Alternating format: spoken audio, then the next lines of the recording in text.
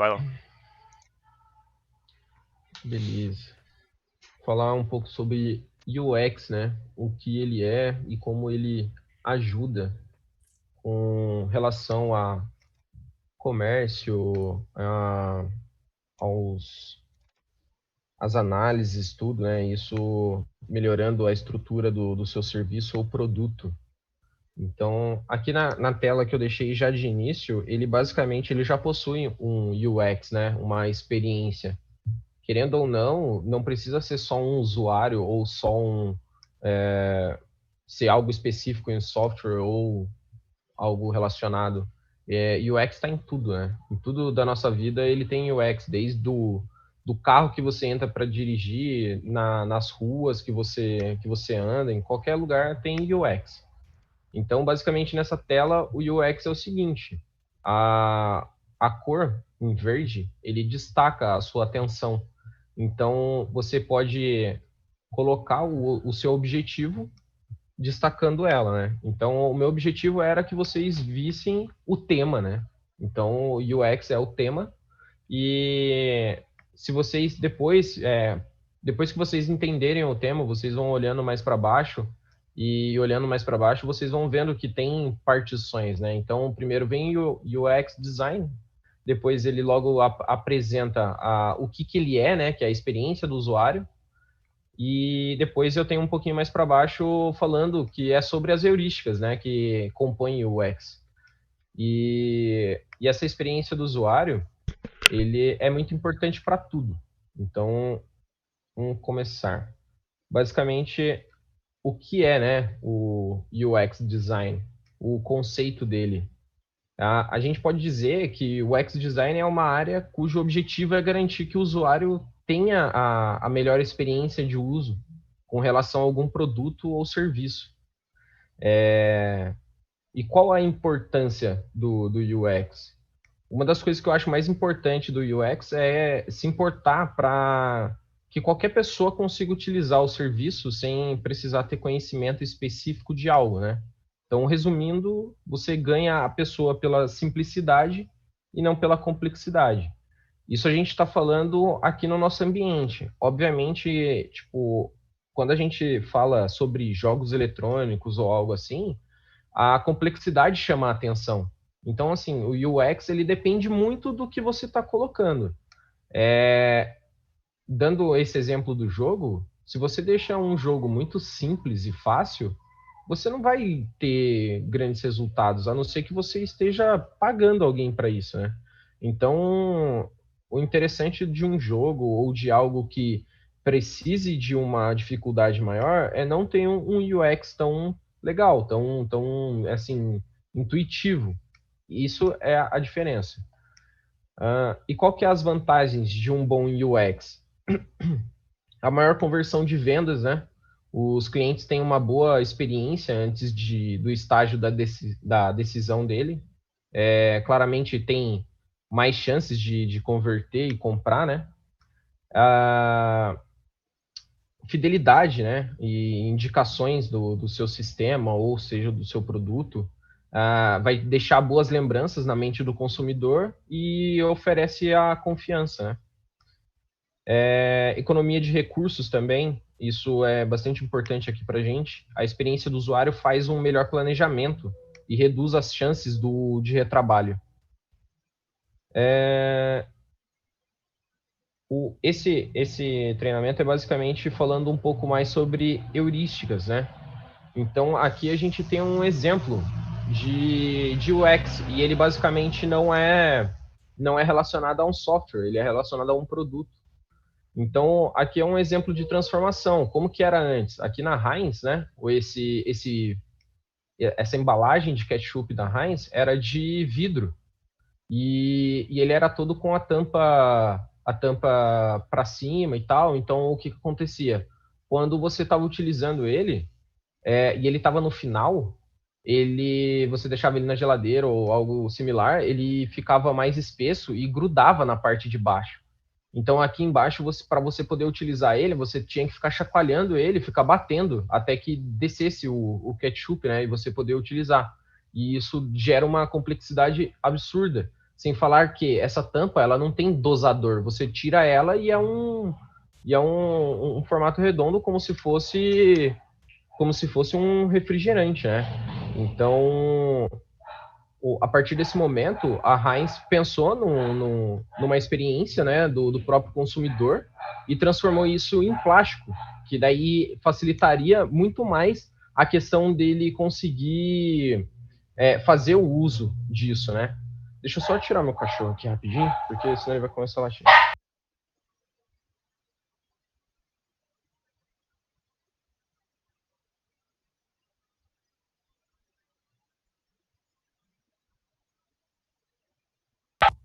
Vamos lá.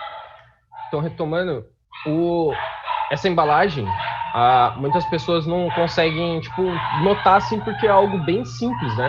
Ela tá de ponta cabeça. E o que faz com que as pessoas não utilizem ela do formato para cima, né? Essa base aqui não seja a base onde você apoia ela em alguma superfície. Porque a embalagem dela tá ao contrário. E isso foi proposital para que as pessoas deixassem sempre a parte onde sai o ketchup para baixo. E isso facilitaria o próximo uso. Então já é basicamente pensando na próxima pessoa que vai utilizar o ketchup. E é um negócio assim, bobo, que se você for olhar, faz muita diferença. E acaba facilitando muito a experiência do usuário. Ah, as heurísticas de Nielsen, né, de Nielsen, que eu estava mencionando, o que elas são, né? Qual que é o conceito básico dela? Elas são 10 princípios de avaliação de usabilidade de interfaces, de sites, criado por cientista da computação, né? O nome dele é Jacob Nielsen, e estes princípios definem os pontos importantes da composição de interface e que devem ser considerados no momento da criação dos layouts. Quais são essas heurísticas, né? São 10 heurísticas, eu vou passar elas de uma a uma, mas basicamente, resumindo, visibilidade de status do sistema, compatibilidade entre o sistema e o mundo real, controle e liberdade para o usuário, consistência e padronização, prevenção de erros, reconhecimento em vez da memorização, eficiência e flexibilidade útil, e tem mais uma outra que eu esqueci. Vamos lá. Visibilidade do status do sistema. No geral, o ser humano em si, né, é muito dependente da visão. E eu gosto muito dessa parte. Quando a gente está em um ambiente físico, né, a gente tem outros sentidos que nos informam o que está acontecendo. Quando a gente fala de um sistema, né, um software, uma interface, isso muda um pouco. Nos ambientes digitais, a dependência da visão é maior. E por conta disso, é essencial que a interface forneça para o usuário o status em relação à posição dentro do sistema, né? Que é informar o usuário sobre qual ambiente ele estava, em qual ele está e para quais outros ambientes ele pode ir.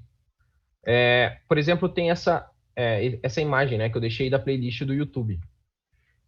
Do lado direito, aqui, a gente tem um indicador de qual vídeo a gente está assistindo, né? Que seria esse daqui do Thor Ragnarok Oficial Trailer. Então você tem essa borda aqui, te faz medir dentro do sistema onde você está no momento. E você consegue saber quais são os links anteriores, que aí seria esse daqui do IT, né? E tem a posição em relação à ordem com que ele se mantém, né? 1, 2, 3. Então você passa uma direção melhor para o usuário. E isso facilita muito dentro do sistema. Muito absurdo. A segunda heurística é a compatibilidade entre o sistema e o mundo real, né? A respeito de criar uma interface funcional e acessível que fala a linguagem do usuário, né? Então, não adianta nada você estar colocando coisas dentro do sistema que não fazem parte do mundo real ou que fazem parte de um mundo específico de pessoas.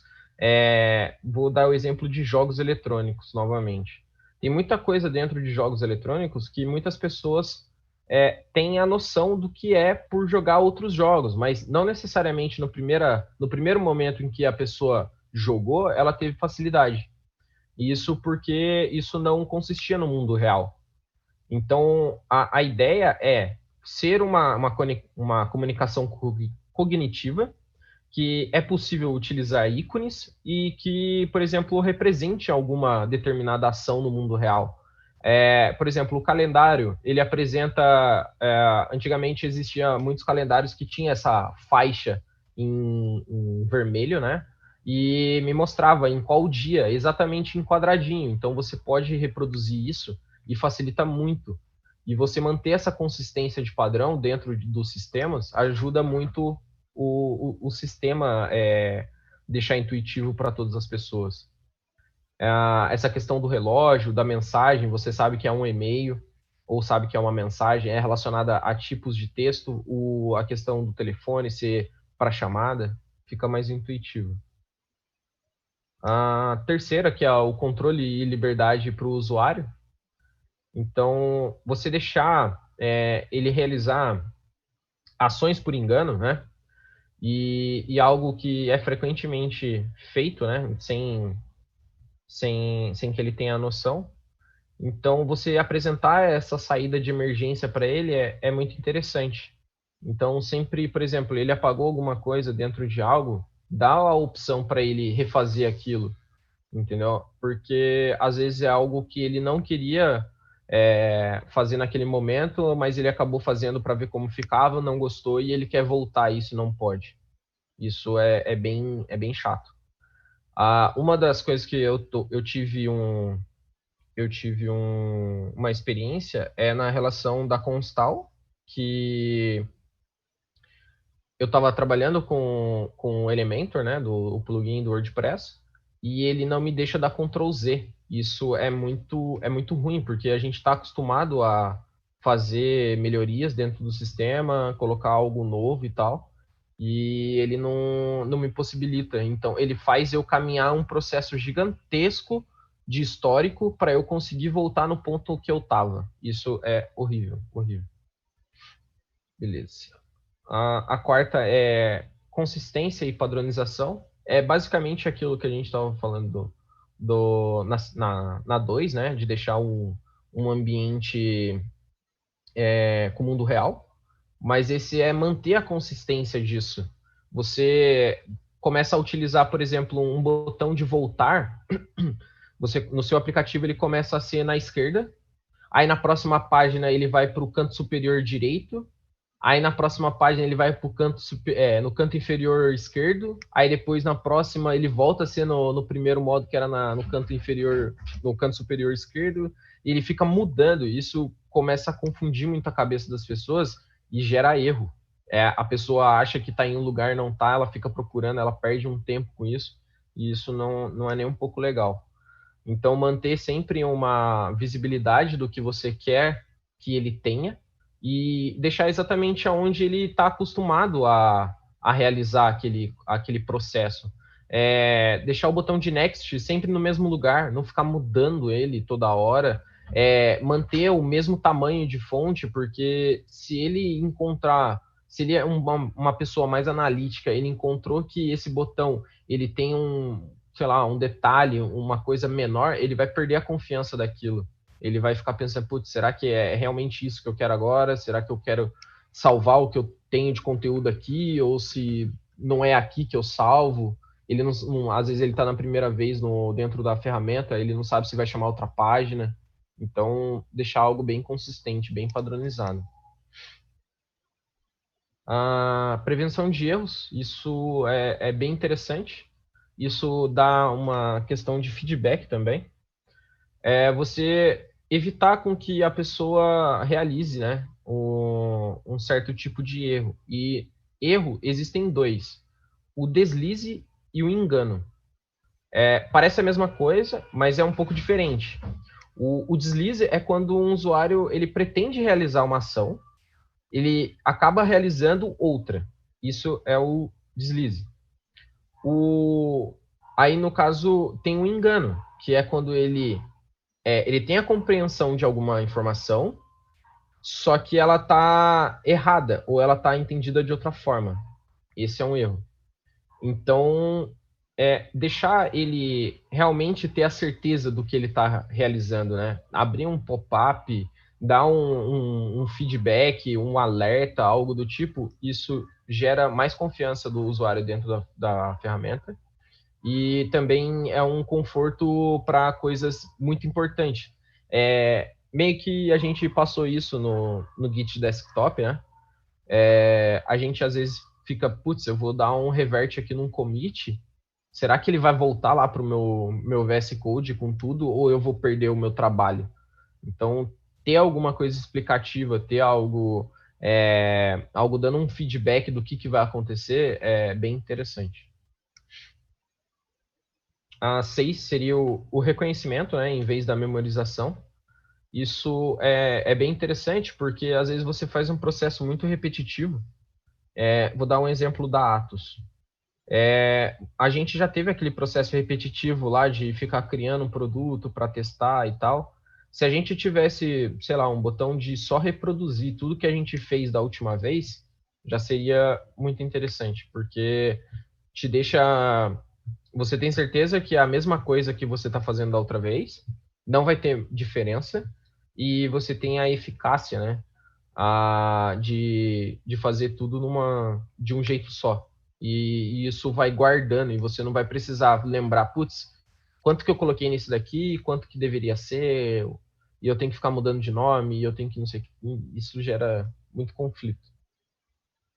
A flexibilidade e eficiência, conforme você vai utilizando coisas dentro da ferramenta, a grosso modo, você começa a ter uma dificuldade um pouco assim, né, em questão de à primeira vista, mas isso você vai, sei lá, utilizando com o mouse ou algo do tipo. E depois que você passa muito tempo dentro dessa ferramenta, é mais fácil você ter atalhos que facilitam a sua vida, né? Então, vou dizer, dentro do Word, por exemplo, né? Você lá tem o seu Ctrl C, você tem o Ctrl V, tudo isso a princípio, você não sabe, né? A primeira vez, eu tenho quase certeza que a primeira vez que alguém usou um Word e nunca teve acesso, isso estou falando bem antigamente, né? Nunca teve acesso a coisas anteriores e tal, que tinha essa padronização de atalhos, de copiar e colar e tal. A pessoa, basicamente, ela selecionava, ela ia lá em arquivo, aí ia lá em copiar, então ela ia clicando, isso gerava muito transtorno, isso gera uma maior complexidade e um maior tempo gasto. E, e a partir do momento que eles começaram a deixar no mesmo botão, né, no mesmo nível ali, que o cara chegou até o arquivo, colocou em copiar, eles deixaram os atalhos que utilizam para aquilo. E começou a funcionar muito melhor. O aprendizado começou a fluir e tudo dentro da ferramenta começou a ser mais rápido. Então isso é muito interessante, sempre que possível deixar atalhos. Estética e design minimalista, né? Às vezes pode acontecer de ter muita gente querendo coisas que não fazem sentido, né? Colocar zilhões de animações dentro de uma tela, colocar informações que não fazem sentido ter naquele momento. Vou dar um exemplo de vários sites que possuem um cabeçalho, né, um header, que ele acompanha o scroll da página. Às vezes aquele header você nem precisa dele, sabe? Que é algo tipo que você pode voltar ali e utilizar. Você não vai precisar dele acompanhando o tempo todo a tela para você clicar e navegar e tal. Às vezes a própria tela ela gera uma navegação e mesmo assim o cara, o desenvolvedor, sei lá, coloca o header para seguir e acaba tirando um pouco do campo de visão que os usuários têm da tela. Isso gera um conflito.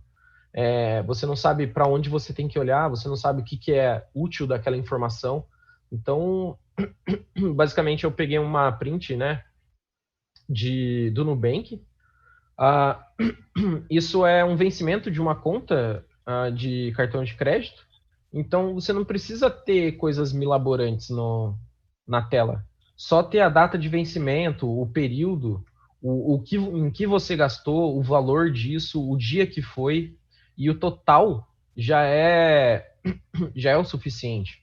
Não tem o porquê de eu ficar colocando propagandas ali, não tem o porquê de eu ficar colocando, você tá com dúvida, você tá com não sei o que, tipo, não precisa, deixa o mais simples. O simples é bonito, como diz o Python. Reconhecimento, diagnóstico e recuperação de erros. Isso é interessante, a gente sempre está utilizando dentro das ferramentas, porque eu gosto de pensar que nem todo mundo que vai acessar a ferramenta tem um conhecimento básico, que pode ser a primeira interatividade, né, com o sistema e tal. Então, ele pode gerar algum tipo de erro e a pessoa vai ficar relutando para saber o que aconteceu. Então, ter um feedback ali para ele, que ele precisa colocar o e-mail, aquele campo é obrigatório, deixar em vermelho, que chama atenção, é bem interessante. Isso é um padrão que em muitas coisas não tem ainda, mas é bem interessante de sempre estar lembrando sobre isso. Ajuda e documentação. Com certeza, essa é uma das páginas que menos tem acesso dentro de um site. É como se fosse uma maneira, né, da pessoa, você tem isso dentro de um site, né, esse FAQ ou dúvidas frequentes, tudo, é legal de você ter isso, porque a pessoa começa a se virar sem ela ter que pedir uma ajuda maior, né, ou é alguma coisa simples e ela quer resolver logo, ela já pode ir direto para essa página e consegue ela mesma se ajudar. Ela não vai depender de outra pessoa. Essa foi a última, e aqui é uma demonstração, né, de uma falta de uso, né, um bom uso do UX. O cara desenhou esse parque para que as pessoas andem em círculo em volta dele, mas ele não pensou que a pessoa, a partir daquele ponto, ela quer ir embora, ela quer pegar o carro dela e deixar o parque. Então as pessoas começaram a utilizar tanto aqui que acabou até marcando, né? Então é uma coisa que não foi pensada e que seria muito útil. E basicamente foi isso. Show, show.